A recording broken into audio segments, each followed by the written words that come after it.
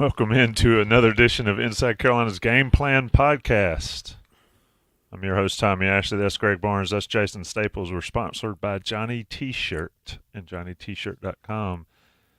Greg, you got the beard going on too. You're not quite as whited out as I am. How long does it take you to Got a little bit. It'll come at you. Life comes at you fast and hard. I'm as white as you are, Greg. Yeah, that's I need to go get some of that. What is it? Grecian formula or whatever. Yeah. That's the old school stuff. Hair club for men. That's the wrong stuff, though, right? That gives me hair. I don't need hair. Great. It's just for men, I think. Is what there you're you go. I think if we're going to mention them though, they need to sponsor this thing. Yeah, really. And given hair the way club we for all men look is these not days, working. Yeah, given the way we all look these days, we are a ripe set of hosts for the right sponsor on this stuff. So if there's anybody out there watching this now or later who has that hookup, we're exactly the target for you to be able to demonstrate your capacity. Hair club, if you're listening. Yeah, hair club for you, Tommy, and then just for men, maybe a little bit. There's some stuff out there. If I don't shave soon, kids are gonna be running up me hollering Santa Claus this time of year. Let's get into this podcast. Carolina Clemson 3:30 and Saturday afternoon in Death Valley. Greg, you've made the rounds. You hit the washboard, or is it the car wash circuit? Weren't you on another? You cheated on us, Greg. You were on another show today. I did. Tell us what's the word? What's the word from people away from the Inside Carolina bubble about this game for North Carolina? Well, I think everybody is super excited to see the matchup that we're going to talk about tonight, which is North Carolina's vaunted offense against Clemson's vaunted defense.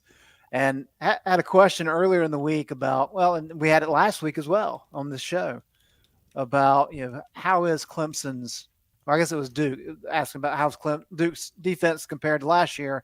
I've got some of the same questions this week about where does this Clemson defense stand? Because Clemson, of course, is 6-4, haven't had the year that they wanted.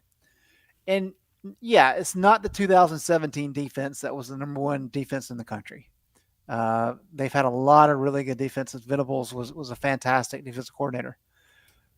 I mean, this one right now is top 10 in the country when you look at the metrics. And pretty much they've done defensively what Drake Maye and that offense for the Tar Heels has done offensively. And it's just a fascinating matchup between two elite units going against one another. We don't get to see that very often. And so I think that's really the focus is, here's Drake Maye, the best quarterback in the ACC, probably at least has a really good chance to be the number one pick next spring. So it gets down to what can Clemson do to kind of slow him down.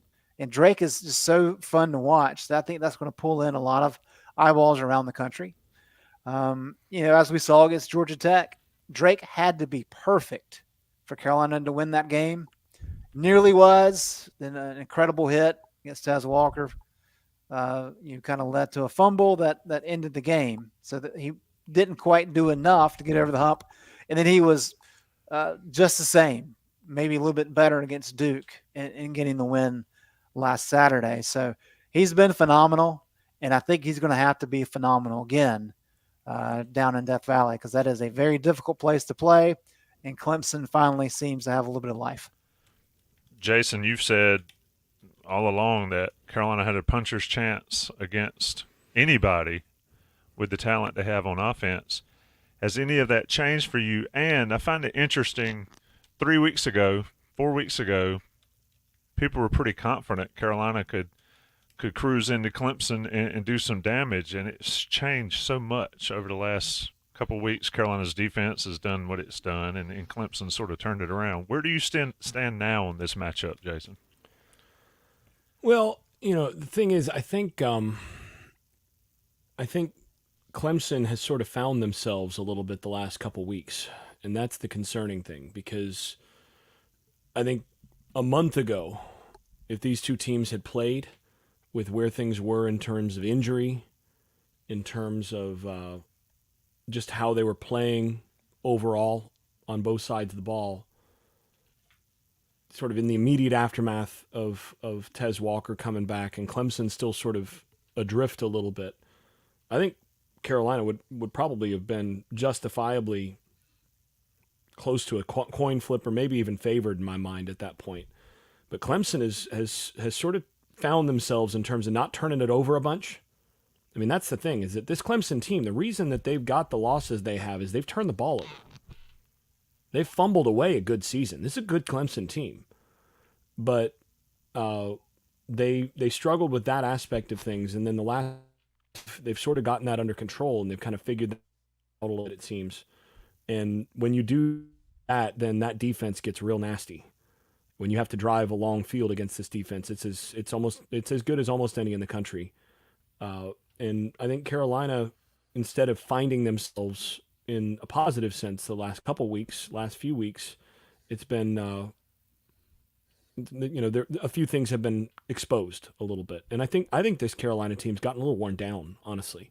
I think some guys, I think there's evidence, just if you watch some of these guys who've played the most, I think some of these guys are getting a little bit worn down as the season gets on, as the season gets long. And we've talked about that for how many years now, in terms of the difference between teams that are true contenders and teams that are really good teams that are going to have a puncher's chance against anybody. Late in seasons, the true contenders have sufficient depth to keep themselves fresher going into that last month of the season. And they also have sufficient depth to absorb some of the attrition that's going to happen during the season. And I think Carolina, there's been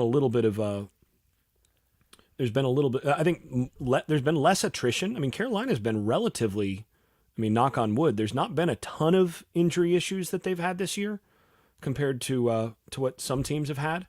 It's been a pretty healthy season, but I do think there's some evidence of this team getting a little worn down the last few weeks. And I think Clemson is deeper in some of those areas and is maybe not quite as worn down. I think they're kind of accelerating a little bit right now. Let's talk about that a little bit, Greg. On Monday, Mack was asked a question about the fourth quarter issues for the defense the last 4 P5 games. Those numbers are not pretty in the fourth quarter. It's like 65 points and 750 yards, something obscene. But the question is, why is that happening? And I sort of posed it and thought about it and talked about it early in the week on one of these shows. It's one of two things. Guys are tired, like Mack said, or Carolina is unable to make in-game adjustments, in-half adjustments. Not, they play well the first quarter, play well the third quarter, but as those halves go, they start to falter. Where do you sort of stand on that aspect of it? And I do want to talk about the fatigue issues, because we were looking at the stat numbers off the air, or the snap numbers off the air. And they're not any different than they have been in years past at this point in the season, I don't think, at least for the core 4 or 5 top dogs on defense. Yeah, there's a lot kind of here, Tommy, and it really does go back to, the Jaden Bateman time, whenever we're talking about, North Carolina's defense and not rotating some guys. So just to kind of start the conversation, let's go through a little bit of numbers. Cedric Gray has played 711 snaps, leads the ACC, and he ranks 4th nationally in snaps played. Power Eccles has played 685 snaps. He ranks 7th nationally. He's 2nd in the ACC for snaps played for linebackers. Kamon Rucker leads the country off the edge with 670 snaps, which is insane. Elijah Huzzy, let's see, he's 12th in the country, 710 snaps. He's 1st in the ACC for secondary. And then Marcus Allen's played 694 snaps. He's 3rd in the ACC. And what is he nationally? He's 23rd nationally. So those are some of your key guys. What's that? 5, 4, 5. who have just played an incredible amount of football. Now, if you remember back, Tommy, when Hubert Davis was first getting started, that first tournament we covered, people were asking him if the guys were fatigued. And he kind of laughed it off and said, hey, these are college kids. They only get so many games a year. They're not fatigued. They could probably go out there and play again. Football is a little bit different. Football's a lot different. Um, I can tell you that right now. But Football, it's because I was an AAU guy. We played, we'd play 4 games, 5 games in a day for basketball. Football is a whole different animal. So it kind of is a very unique kind of dichotomy there between the sports. But there is kind of the mindset of these guys don't want to come out. So what has to happen? Well, the coaches obviously make the decision, but they also have to kind of understand we need him in here at this point in time, but we also need to make sure we want him in there playing at a high level late. I mean, we've had this conversation so many times. I mean, what did we talk about 2019? Yep. Somebody's already nailed it in the chat. Yeah. Strobridge and Crawford played like 4 million snaps. And you have to do the math of saying, okay, well, Aaron Crawford at 70% is going to be better than the backup at 100. And that's the math you have to do. And at that time, we had that conversation when they were playing Clemson. And Clemson was playing guys a third as many snaps as what Carolina was. And they were just rotating guys because they had really good defensive linemen. Well, I mean, look at what North Carolina's had coming into the season. I mean, defensive line depth was supposed to be a strength for this team. And there's a lot of high-profile names on that defensive line. And you do see a little bit more rotation up front, although we can, have a conversation about their effectiveness. But on the back end and a linebacker, you still don't have that depth. And granted, one of your starters from last year is playing really well for Louisville this year. But that's an issue. And Don Chapman, I think, is a good example. He's the guy that went into the portal last spring, and Carolina talked him out of it and kind of brought him back to be able to provide some depth. And not only that, but he's starting at safety. So it's an issue. I don't doubt Mack Brown when he says he thinks it's fatigue. I think that's an honest answer. I also think Chizik's probably thinking, hey, it can't be fatigue. We need these guys to be able to play. They've only played 10 games. But it's a challenge. It's a challenge to kind of balance that out, especially now because these last 2 weeks, and if everything falls into place and Carolina gets the ACC championship game, you're talking about 3 potential weeks in a row of really physical, difficult, grinding games. And if you're already tired right now, that's going to be a challenge. Better rest up and eat well on Thanksgiving, Tommy. Yeah, really. Yeah, Cedric, let me go ahead. Let me reiterate what Cedric Gray said, and it's what other players have to be going through as well. As he said, I can get through the game. It's I don't feel tired during the game. It's during the week trying to get my body back and all that stuff. And you hear that a lot from guys. The adrenaline carries you through the actual game, but Jason does it. I mean, the stats don't lie. The fourth quarter stats don't lie. Where's your take there? And I didn't mean to interrupt you. No. I interrupted you, I think. But in any case, I think part of the issue here is I suspect Gene Chizik is probably answering that in a game by game kind of fatigue thing of like, no, they're not tired at the end of the game. Like they're no more tired at the end of the game than they were at the beginning kind of thing of, they need to be able to do that. And I think Mack is probably thinking more in terms of the whole season on that. And the thing that's hard here, this is a load management issue, right? It has to do with, and load management, I mean, you hear all about that in like the NBA, right? I mean, that's the thing, right? You get stars sitting out and, they were sitting out so much during the middle of the year and all that the last few years trying to, gear up for playoff runs and everything. The NBA tried to make it illegal this year to, load manage so that your star doesn't play or whatever, but teams are finding ways around it, where a guy, he'll start, but he'll only play 10 minutes or something like that. I mean, you're always going to find ways to try to get your advantages, because the truth is, you think about this in terms of even like the NBA with basketball and all that. But that's a physical game. But like we were saying, football's a whole different thing, and especially in the trenches. It's just a much more, the grind is much harder game by game. And you got to remember, it's not just the games, it's practice. You're leaning on each other. It's a very physical thing.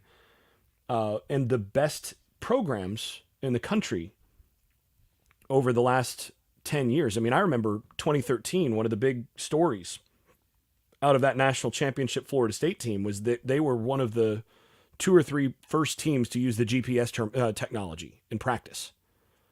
And they used that to manage the load of players practice by practice. And essentially the way that they did it, and everybody, all the top teams are doing this now, where essentially they will monitor players' acceleration, velocity, deceleration, all of those things. And when a player's percentages start, like when a player's velocity comes down a certain percentage, then he gets fewer reps the next practice. Like they will pull him out and say, no, you can't, you're out for now. You're tired. We saw it in your acceleration, which also means that the players are kind of incentivized to keep that acceleration up if they want to, if they don't want to look like they're loafing, because then it's a question of like, are you loafing? Are you really tired, or are you loafing? Right? So this becomes the thing. But once it becomes clear that like you're wearing down a little bit, those guys get rest in a lot of these, in the top programs in the NFL. And that's all to make sure that week in, week out, you don't see declines in capacity over the course of the season. And, I'm looking at, so it's not just the snap counts for Carolina. I'm looking at the Clemson snap counts here, right? This is really interesting when you compare them to Carolina's snap counts at the same positions. I think Clemson has the 2 best linebackers in the conference, right? And I know there are Carolina fans who are going to go, Cedric Gray is every bit as good. No. Look, I've watched the whole conference. There are probably some FSU fans who will listen to this and be like, well, but what about Kalen DeLoach? No. Listen. Jeremiah Trotter and Barrett Carter are the 2 best linebackers I've seen all season, and they're both on Clemson. Jeremiah Trotter's played 559 snaps. Barrett Carter, 470. It's like 2 and 3 games worth less. Yeah. And by the way, that's the 2 highest snap counts on their defense for Clemson. Third is Andrew Makuba, who's he's their slot corner basically, at 451. Then a safety, 387. Finally, an edge. The most snaps on their front is edge TJ Parker, 367 snaps in 10 games. Right? Nate Wiggins. Half. Right. Nate Wiggins, the first-round draft pick corner. I think Wiggins is the best corner in the ACC. Has played 365 snaps this year. Now, granted, that's in 8 games because he missed 2 with a knee injury. But he's played 365 snaps. Okay? Let's go over to Florida State. They're about to play in the ACC title game. They've clinched that. Top on their roster is a corner at 5'16", a safety at 5'07", then their edge Jared Verse, who's going to be a first rounder, at 439 in 10 games. The most snaps any linebacker on that team has played is 398 in 10 games. That's 3, maybe 4 games fewer than Cedric Gray's played. So, look, you'd have to be out of your mind to think that Cedric Gray would be as fresh as, Kalen DeLoach, who's played under 400 snaps at this point in the season. You have to be crazy to think that. Of course he's a little bit worn down. Of course he's wearing down over the course of the season. That's a lot of snaps. And every one of those snaps, you're getting blocked by somebody, or you're, sprinting at top speed somewhere. Mm-hmm. So, yeah, that's going to be a factor. And when you look at the teams with the talent on defense at the top of the conference, that's where you want to be. And I think we can all agree that there's a reason that Cedric Gray has played that many snaps. And there's a reason that Kamen Rucker has played that many snaps, and that, Power Eccles has played that many snaps. If you look at the possibilities behind him, you go, well, there's a reason. But it does mean that you get to the fourth quarter of games, second half of games at this stage of the season, and it gets a whole lot harder. And it's bearing it out. Drew Krebs in the chat says now do tackle loads because Gray makes all the tackles. Trotter for Clemson has 71 tackles, 13 tackles for loss, and 4.5 sacks. Barrett Carter, 54 tackles, 7 tackles for loss, and 2 sacks. Of course, Eccles and Gray both lead North Carolina. Gray with 96 tackles and 77 tackles for Power Eccles. I mean, I think it's fatigue, and I think they're worn out. And I think at this point in the season, I don't know if it changes, Jason. So how do you manage it now? I mean, part of it's coaching too, right? It's not just fatigue to give a million yards in the fourth quarter every week, or is it? I mean, I'm trying to drill down and find an excuse or a reason for the meltdown every fourth quarter, save for Clemson in the last month. Well, I think by the time you get to this stage of the season, the thing you got to remember, volume in terms of load, volume is additive. So every week that you're tired and banged up, and then you go out there the next week and you get more tired and banged up, it's additive. It's not just like, okay, well, I'm as banged up as I was last week. Now you're more banged. Like, it's the fatigue load adds up over time. And, the only way to get out of that is like legitimate recovery. And that means you have to have time to let your body recover. That means you have to have, extra sleep. It means you have to have great nutrition. You have to have great work in the training room and all the stuff that everybody does now to deal with that. But that also means you need reduced loads in practice, right? I mean, that's a factor. And here's the other side to this. I mean, I've been critical at times of Carolina sort of losing their physicality at this stage of the season, right? I mean, I've been very critical of the overall lack of physicality, particularly up front in different places this season. But here's the kind of catch-22, is if these guys are playing 60 snaps a game or more, in some cases, you're looking at guys playing, 65, 70, 75 snaps a game. What do you need to have to carry that physical edge into every game? Well, the one thing that, teams have typically done to maintain their physicality over or to improve their physicality is you got physical practices. You really build that edge in practice. But if you're having a guy play a bunch of snaps, you can't have him practice like that because he will get broken down. So that means you're kind of having to soften up practice to make sure it isn't broken down by the time you get to the game, which then has of kind of potentially removing the edge that you need from that guy. So, the more snaps guys play in the more snaps guys play in the game, the less they're really able to practice. And I mean, this is something Deion Sanders talked about with Travis Hunter. Travis Hunter is playing 130 snaps in some games. And I was talking to somebody else in the industry, and former teammate of mine a few weeks back. This is before the Colorado State game, and this is after the second maybe game that they'd played where he played over 120 snaps. And my comment was, "There's no way that kid plays every game this year. There's no way he survives. Like, first of all, he's under 180 pounds." Second of all, teams are going to take shots on him just because they can on offense, just to get him off the field. And guess what happened the next week? It's, you play that many snaps and it wears on you. And the thing was, what Deion Sanders talked about is, look, we got a plan for him. Like, he's very limited in practice. He's just, we're getting him ready with as little as we can during the week. And then, he's out there during the game and he's taking on all those reps. And then we got a plan for him. That's what you have to do if you're playing that many reps. But that does impact how much you can improve. That does impact a lot of those things that you're trying to get better on in practice. So this is all kind of feeding together in terms of the stuff that this impacts over the course of a season. It is a web that has to be navigated every year. I will quote Buck, and I think Dixon in the chat says, I think Buck actually says we've picked all the feathers off that turkey and all that. But I mean, the issue is, it has been an issue in the fourth quarter with Clemson and NC State coming up. Potentially ACC championship game if everything fell perfectly, and definitely a bowl game. Greg, I entitled this show "How the Heels Can Do It." So let's sort of get into that portion of it.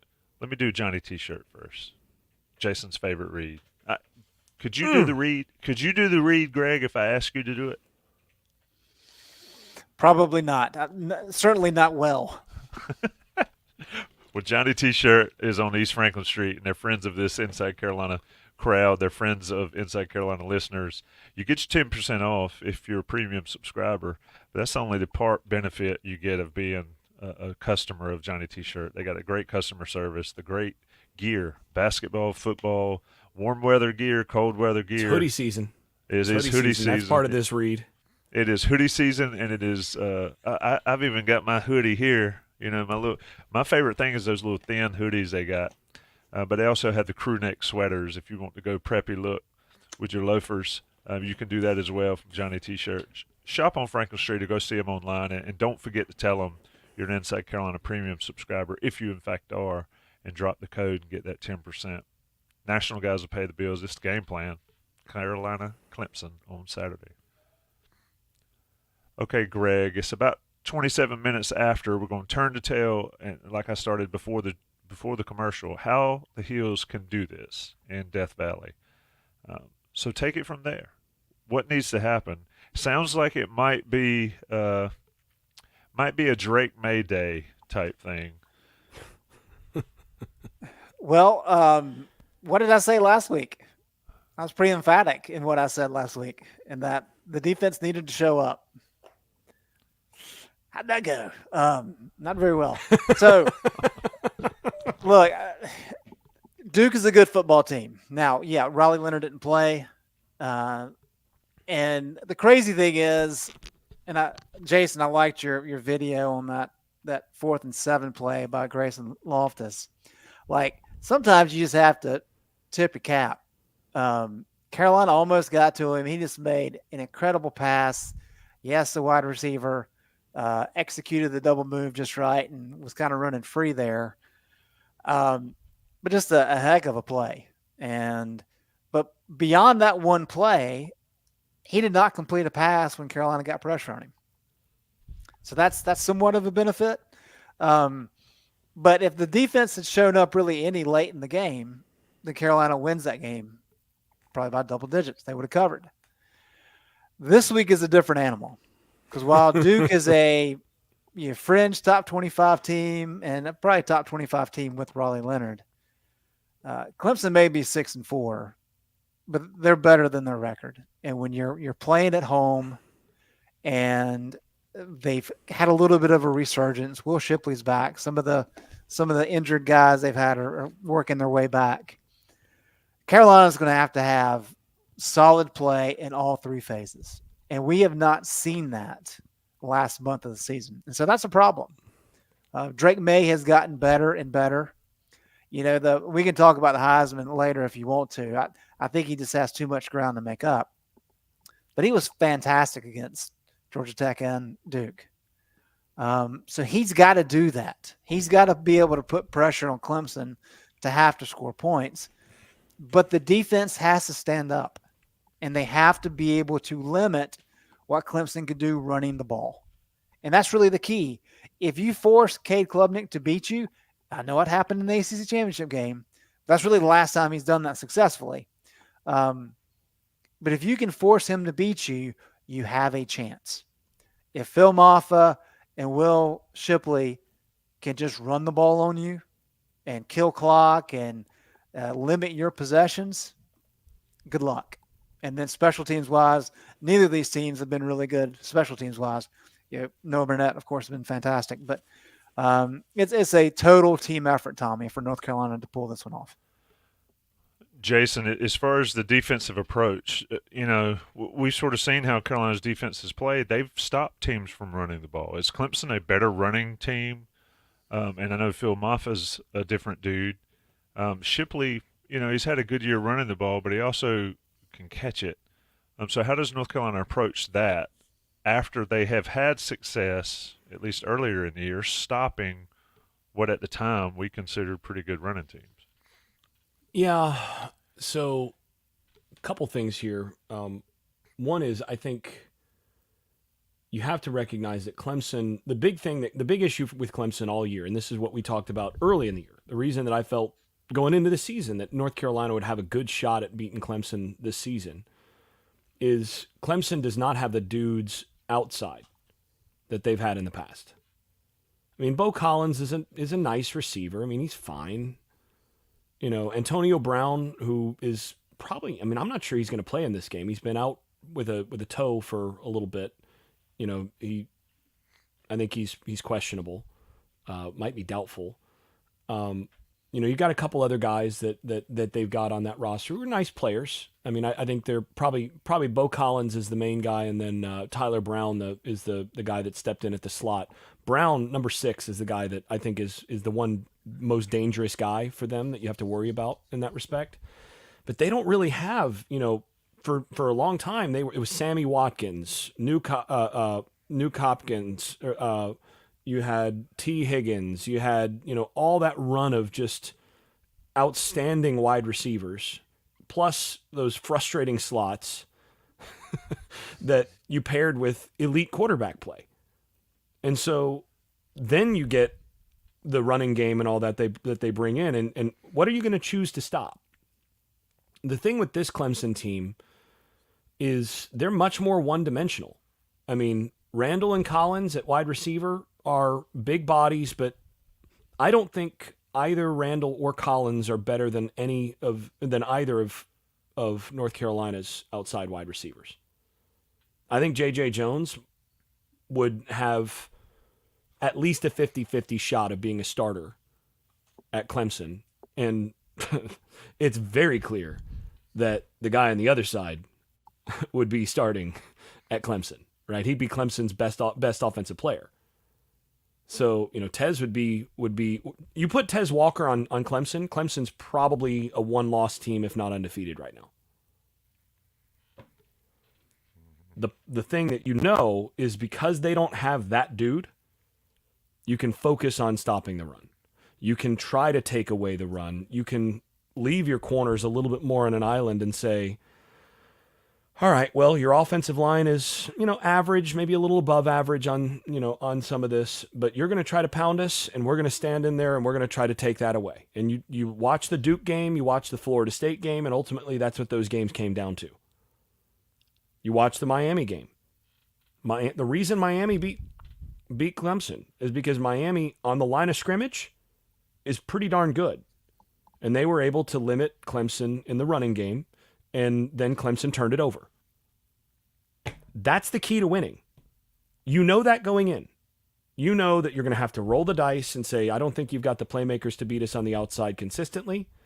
I think if I put you in long yardage, your quarterback is likely to throw it to the other team a couple times or fumble.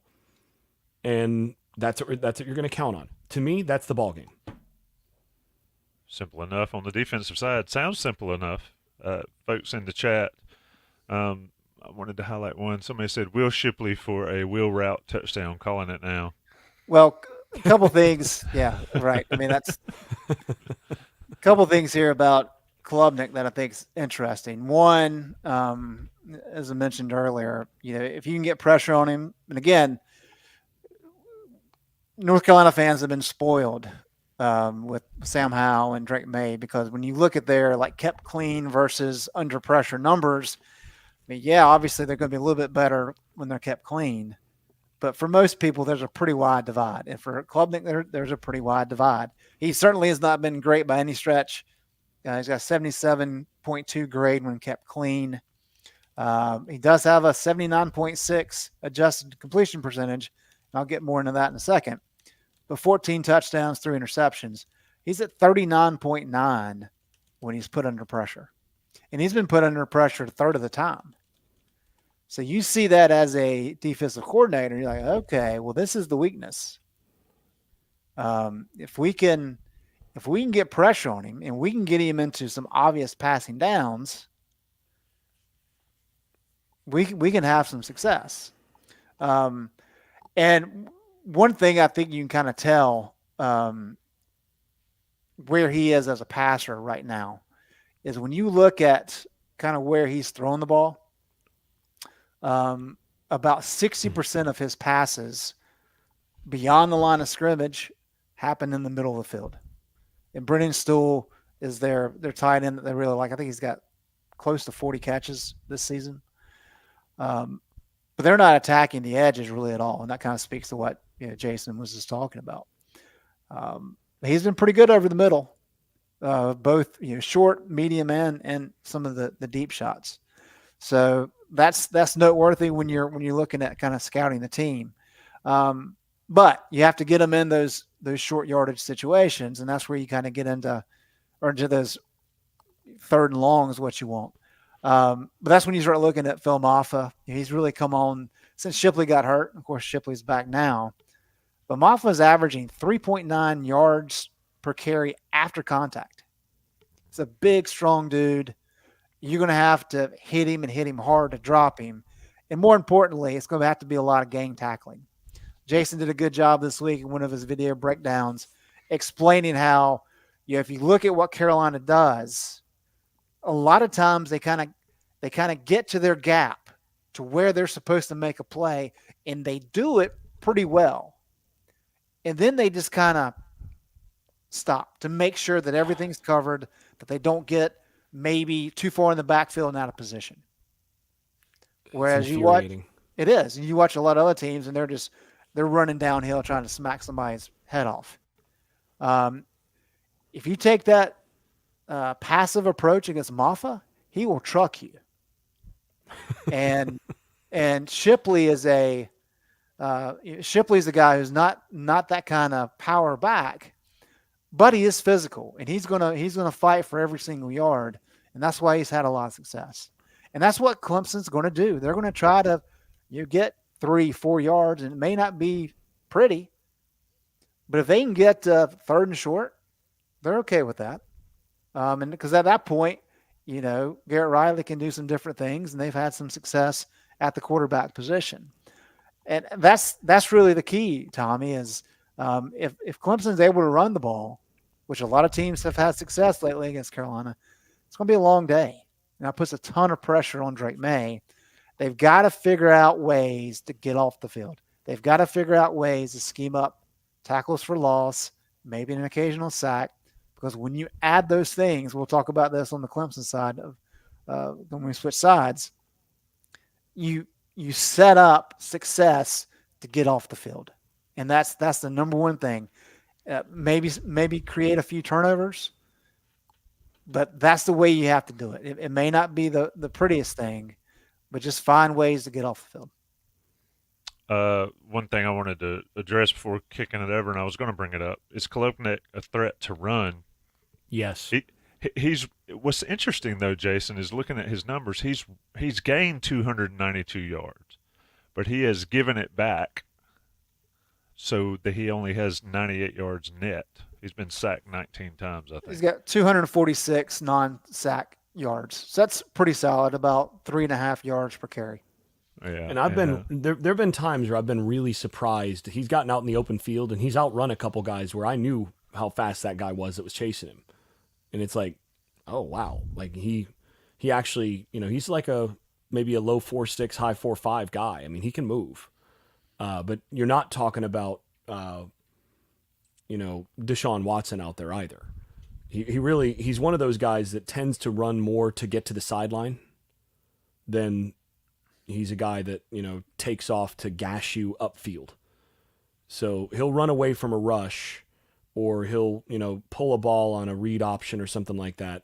and then he's sort of running he tends to run diagonally toward the sideline. He's one of those guys. But he can do it well enough to hurt you, and he can scramble some, but he's not a guy that likes pressure. There's some guys that handle the pocket really well, just naturally. He's not one of those guys. If he knows where he's going, he'll take a shot and he'll step into it and make a good throw. But he's one of those guys where if the pocket starts to collapse on him, if you can compress it a little bit, you start to see his feet get uncomfortable, and he'll throw it around a little bit. He's a guy that will throw it to the other team. He's a guy that does get happy feet at times. If you can hit him a few times and start to get into his lap a little bit, you can affect it. You can affect Klubnik. He is one of those guys that I think the delta, and actually I haven't looked at it, and I'm going to take a look at it now. The delta between his play under pressure versus not is at least in my perception, has been pretty significant. Yeah, I'm looking at it here. Yeah, exactly. So have you looked at these numbers yet, Greg? I thought you mentioned them. 79% or 79 rating clean, and then some of it, not to specifically. So clean 77 Pro Football Focus rating. Okay. 77.2 Pro Football Focus rating when kept clean, 39.9 when pressured. So that's green. That's a pretty solid green, and that's bright red. So that's a pretty significant delta. Like, he's a guy, his completion percentage when under pressure is 38, and he's thrown 4 picks. So this is a guy that, and my scouting report of him is, if you can get guys in his face, it's not so much about edge pressure for him. It's, can you compress him? He does not like being cramped. And, the more you can compress this guy, the more he starts to get a little jumpy, and he'll start throwing the ball to the other team a few times. And that, to me, is a huge part of this game. Yeah, so it sounds like a Miles Murphy, Kevin Hester type ball game. Let's flip the script, or we'll be here all night. Jason, last week or in weeks past, you said Carolina needs to score X to be able to win this game. So start there and work back as to how they do it. Carolina needs 38. to score 38 points to win this game. Whoa. How do they accomplish that? Yeah. Is that high or low for you, Greg? It seems like a lot against this defense. It is. The reason I say 38 is that's the comfortable spot. I think if you score over 34, you probably win the game. So I'll start there, as you probably win the football game at 34. Because if you look at Clemson on the season, so I'm just looking at FBS competition here. They scored 7 against Duke, 24 against Florida State, 31 against Syracuse, 17 against Wake Forest, 20 against Miami, 17 against NC State, 31 against Notre Dame, and 42 against Georgia Tech. And the difference with that Notre Dame game and that Georgia Tech game is that they were +3. Georgia Tech turned it over 4 times, including it was either a scoop and score or a pick 6, or it might have been both. And then Notre Dame turned it over twice as well, or actually turned it over 3 times, and that led to the 31 points as well. They had, I think, 14 off turnovers there. Clemson's offense has not been dynamic this year. They've averaged offensively 5.4 yards per play. And the offense itself, when not, set up by turnovers, when not, having the defense score for them, the offense is not getting over 24 points a game. Now, the reason I say 34 is I'm grading on a curve, because North Carolina's defense has not exactly been, the 85 Bears, to channel our own Buck Sanders on this. They've not been the 85 Bears out there either. So, I think there's probably going to be some success on the ground from Maffa and Shipley, and I would expect them to score probably 28 to 30 points, maybe 31 points in this game. And I think if Carolina can get to mid-30s, I think they probably win it. But it's get to the mid-30s, don't turn it over, don't feed Clemson good field position. make that offense have to drive, make Cade Klubnik and that set of very average wide receivers have to make plays, and you can win this game. But I do think the sort of magic number that you feel like if you score this number, you probably win is the 34, let's say. Yep. And that's offensive points because, as we know, last year in the ACC Championship game, they had a 98-yard pick six. And somebody asked who can cover Tez Walker. That'll be a hell of a matchup. Nate Wiggins is a Walker, first-rounder. If that is indeed the matchup we see. Greg, so how does Carolina get to more than 34 points on offense? I mean, I mentioned Drake Maye earlier. I'm interested to see Omarion Hampton against his Clemson defense. He rushed for 170-ish, I think, on the number maybe, against a Duke defense that was solid, stopping the run. Your game plan for Carolina's offense? Well, let me give you just some numbers here, Tommy. When you look at the drive success rates, Clemson is allowing a touchdown on 14% of his opponent's possessions.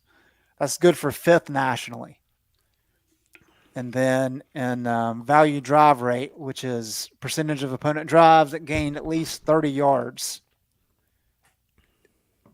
that's happening 28% of the time, which ranks second nationally behind Michigan. Michigan is number one in pretty much every metric at this point in time defensively. Wonder why. No, I'm joking. Well, I mean, that's also have to play a crap schedule, but, you know. We'll see how that turns out. So what we know is that Clemson's defense is legit, and they get off the field now. In terms of how do they get off the field, they're okay sack wise. They're not great, but they're fantastic in creating tackles for loss. They're 10th in the country with 78, and what the data tells us about tackles for loss is if you get a tackle for loss on a drive, those drives for the offense score points 28% of the time. That right there tells you, number one, Carolina's got to be very efficient in protecting Drake Maye because that number drops to about 15% if there's a sack on a drive. Now, Omarion Hampton does a great job. You know, he's not getting knocked back much at all. He's going to fight for a couple yards. So you kind of limit the damage there. But what that also tells you is you've got to do a really good job with your penalties. You can't have false starts. You can't have holding penalties. I know fans are all up in arms about officiating and Carolina getting called for too many holds. That stuff matters in a game like this. So you have to limit your miscues more than anything, I think, offensively. And if you can do that, I think Drake Maye in this offense is good enough to be able to move the ball. And you've got to be able to do both. You know, we talked earlier about the entire team has to play well, all three phases. You've got to be able to run the ball well at times and throw the ball. And if you can do that against any defense, you can have some success, right? Yeah. I mean, it's sort of like my dad once got a chance to play golf out in Arizona, you know, one of those courses where, you know, it's desert all around you. And he asked, you know, so anything I need to know about the course? And the guy goes, well, you hit it long and straight, you're fine. Right? Keep it in the green stuff, not in the desert. Yeah. Hit it long and straight and you'll do great. Well, you know, run the ball well and throw it well and you'll be just fine. I think it's a great defense. But that really is. This is playing clean, Tommy. I think that's more than anything. You can't have a situation like Drake had last week where it looked like, and Jason may have taken a longer look at it, but it looks like on his interception play, he just had eyes for Tez Walker. And there was somebody else open on the other side of the field. It was just a bad play. And Duke was able to take advantage of it. And so if you do those types of things, you really kind of get behind the eight ball and really put yourself at some difficult spots. And this has just got to be a very clinical, clean offensive approach. And if they can take care of what they can control, I think they're going to be able to score some points because the offense is legit. I mean, this is a top 10 offense. But if you start slipping a little bit in any of these areas, Clemson's going to be able to take advantage. And that's where all of a sudden it becomes a matter of, okay, the offense is not doing anything. Now we have to rely on the defense to step up. We know how that's gone, last several years. And Jason, I want to pose a question to you from the chat, but I was just looking at numbers. Somebody asked about tackles for loss. Carolina's had 58 tackles for loss. Clemson's had 78 on the year. Just interesting stats. Anyway, Jason, question from another one from WH1315. This is I want some hardcore. You are the offensive coordinator. Tell me what's going to happen, because we nailed it for many weeks in a row there over the course of the last few seasons. Great linebackers. Carolina has Drake and Hampton.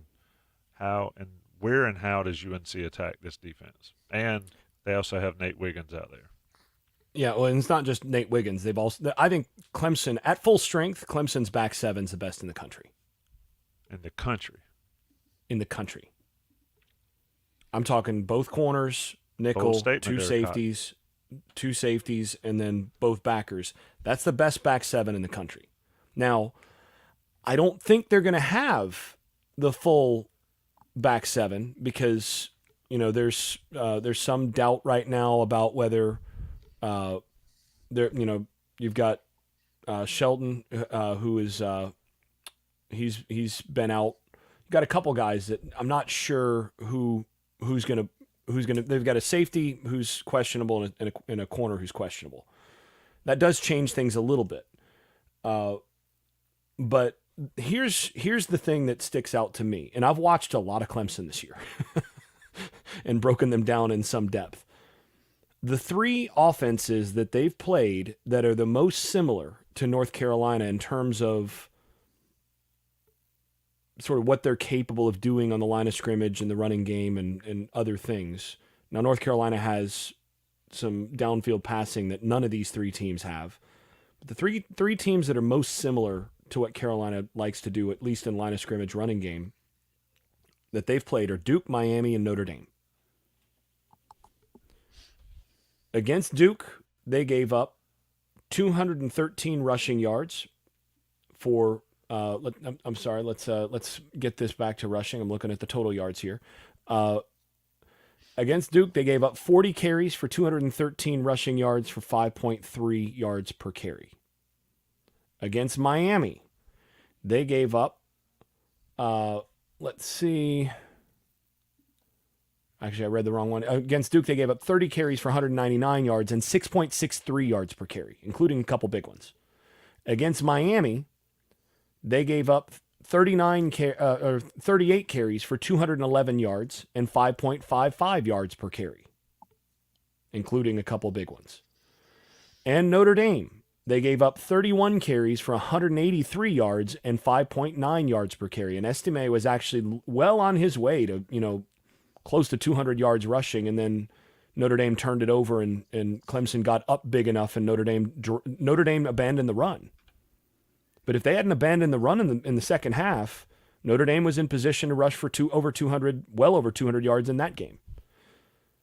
If I'm North Carolina, I come into this game. If I'm Chip Lindsey, I come into this game fully believing that I can establish Omarion Hampton in the running game and challenge Clemson on the. And this sounds crazy because Clemson has been so dominant on the defensive line for so long.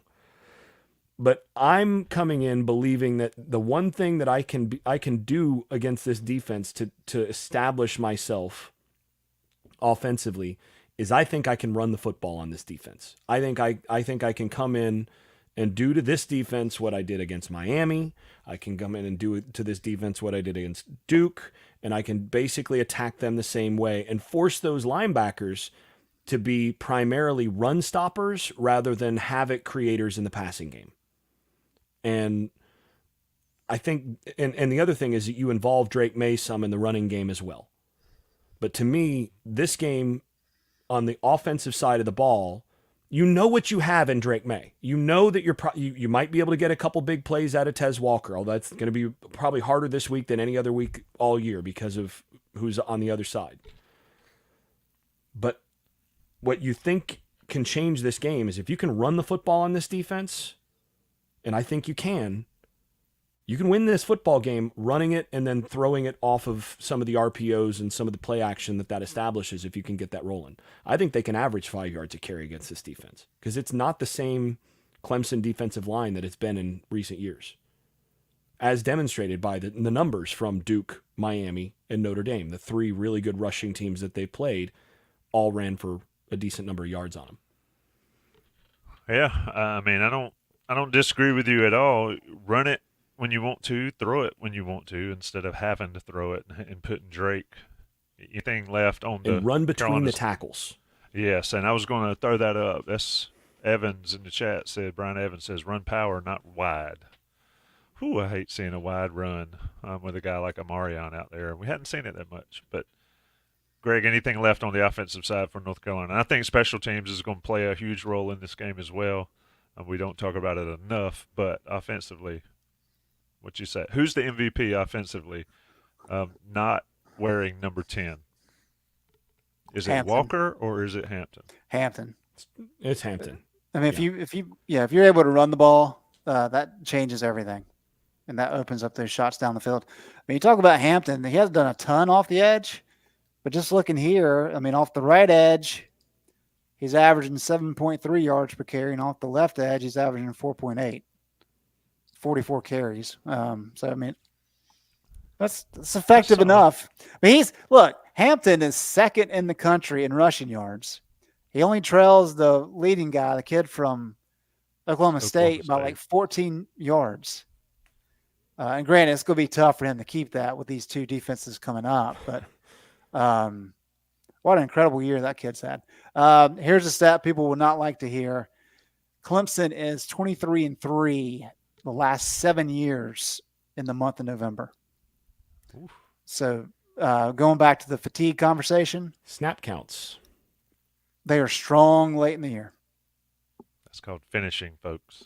Yep. And as Mack said repeatedly on Monday, 96-9 at home under Dabo Swinney. Whew. Let me talk about congruity as we get to the predictions part. Here's what I'm going to predict: that somebody's going to do this congruity stuff, and they're going to make a lot of money with their small business. Congruity is, again, North Carolina-based national coverage, personal support, straight from the Tar Heel State. They're a national company, guys, but they are local folks, and they wanted to reach out to Inside Carolina people, so they wanted to be a part of this podcast, and that's what they've done. The people at Congruity are obsessed with customer service. They handle all your HR and payroll needs, so you can grow your business. They handle your people. We talk about player fatigue. Congruity makes sure you don't have fatigue dealing with all that stuff, HR and payroll and all that, because you got to work to build that business and be successful while they handle the dirty work. Do this for me. Go to congruityhr.com/Tar Heels, fill out the form, get connected with a consultant, and they'll give you an assessment for free. Whether you like it or not, you don't have to do it, but it's free. See if they can't help your smaller mid-sized business grow into what you want it to be. And then you can retire, like me. Maybe work for Inside Carolina for the rest of your life and do podcasts all the time because your business was so successful with Congruity's help. congruityhr.com/Tar Heels. Let Darren and Matt and that team take care of you. Predictions. I need a horn. Ding, ding, ding, ding. Predictions. Jason, you're on the clock first. It's a hard one. This might be the hardest one all season. I mean, we obviously got the Virginia one just flat wrong. But I feel like we've been on pretty much all the other ones all year.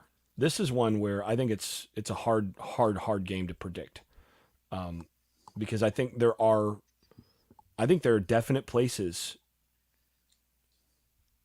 of weakness on this Clemson team that Carolina can attack and can attack really well. I think Carolina is going to be able to run the football. I think they're going to be able to score some points on this defense, despite the fact of how good this defense is. But I also think that Clemson's going to be able to run the football and be able to attack some of the weaknesses on the Carolina defense that have emerged. And ultimately, one of the biggest strengths of this Carolina team has been being able to take advantage of some mismatches at tight end, in addition to Tez Walker down the field.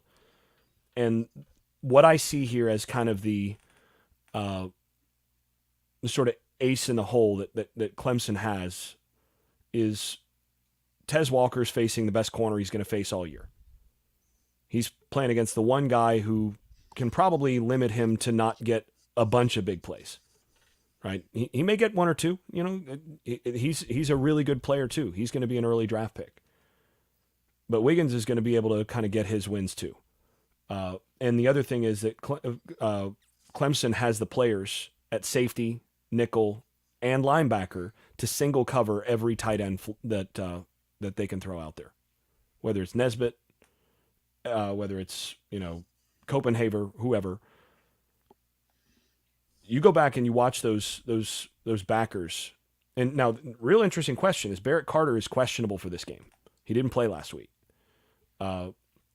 If he doesn't play, that does change the complexion of this game some, because he turned an ankle.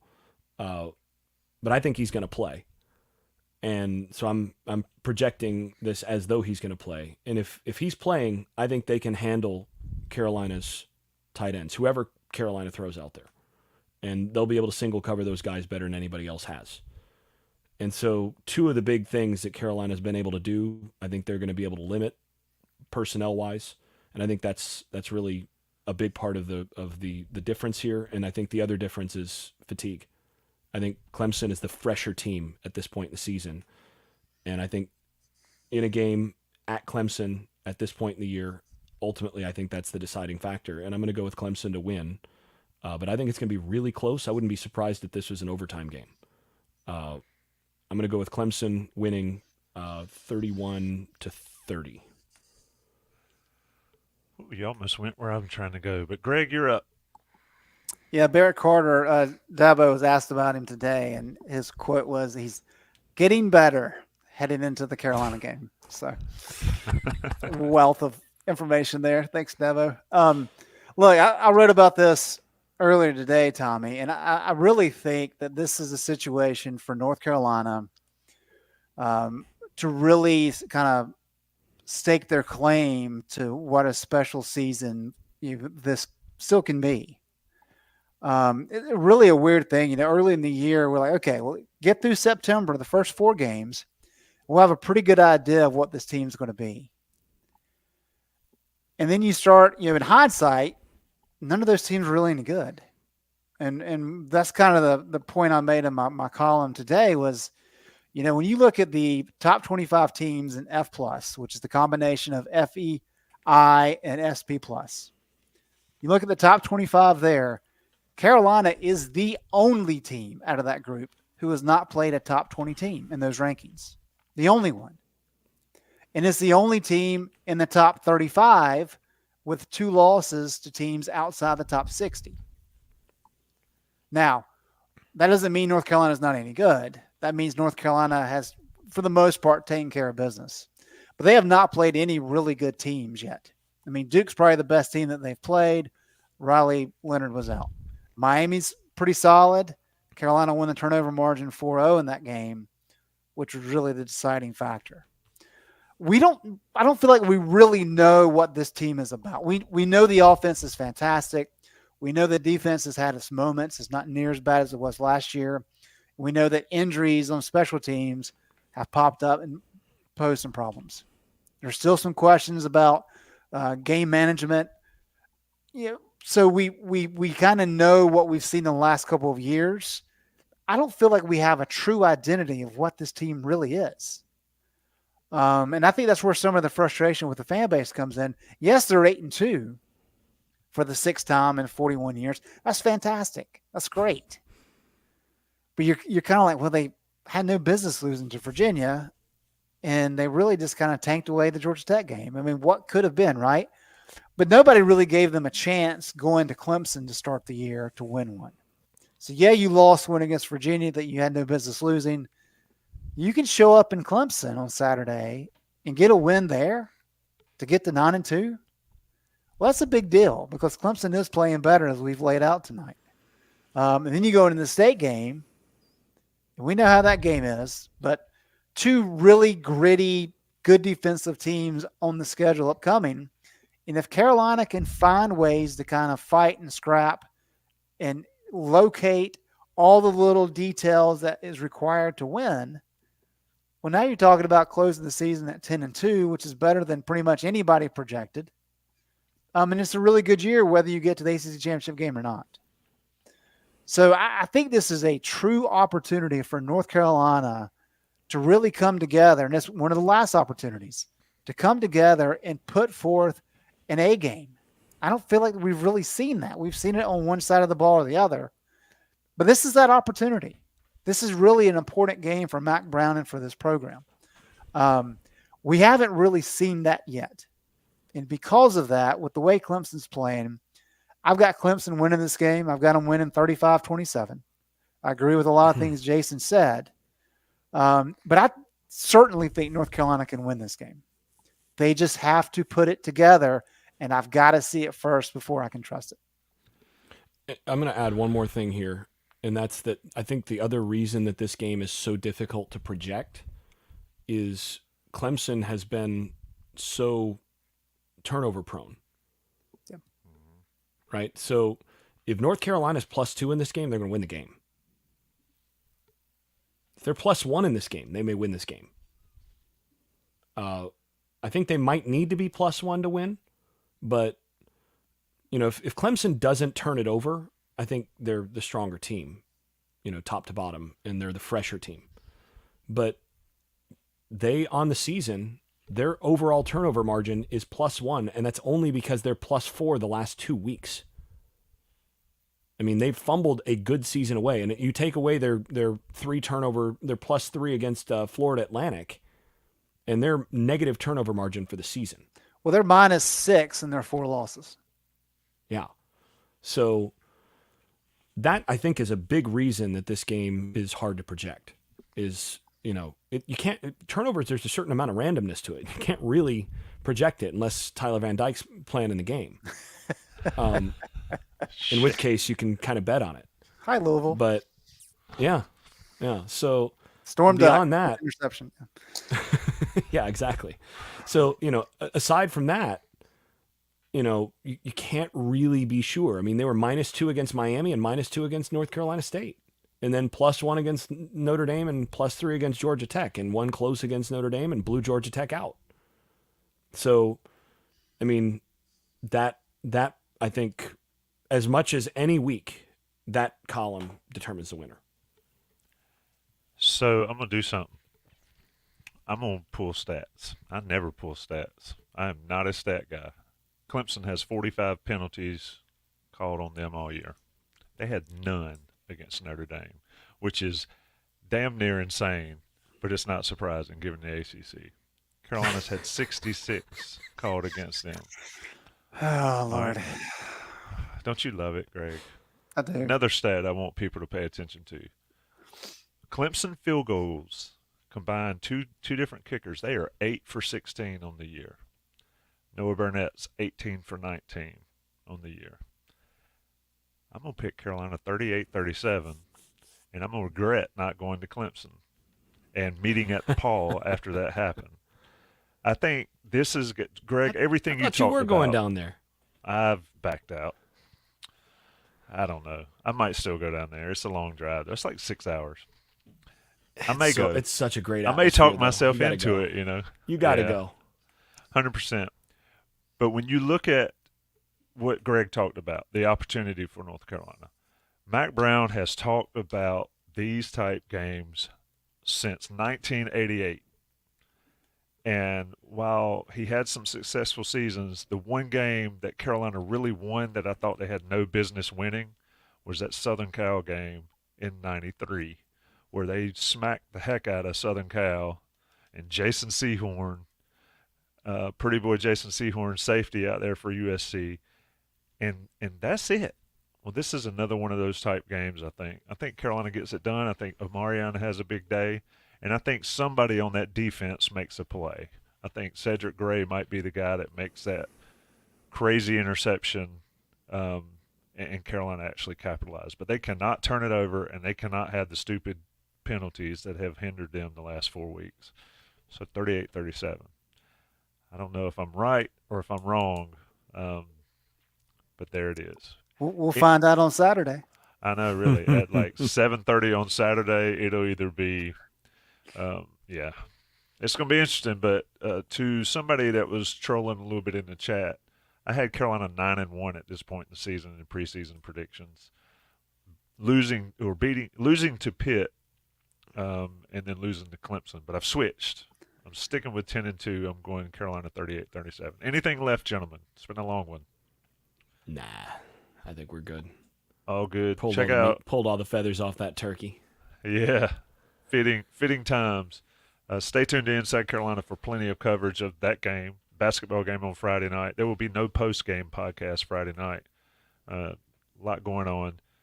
Baseball podcast out on the YouTube channel will be out audio-wise. Justin Jackson and John Bowman's basketball pod will come out tomorrow morning. As always, Adam and Jeremiah and Evan kicking out the written content. Just a ton going on. And check out Greg Barnes' column from earlier today if you have not already. Greg is the master at the long form, so it's worth reading. Jason, safe travels. Greg, appreciate it. Thank Congruity and Johnny T-Shirt for supporting us. Guys, we out.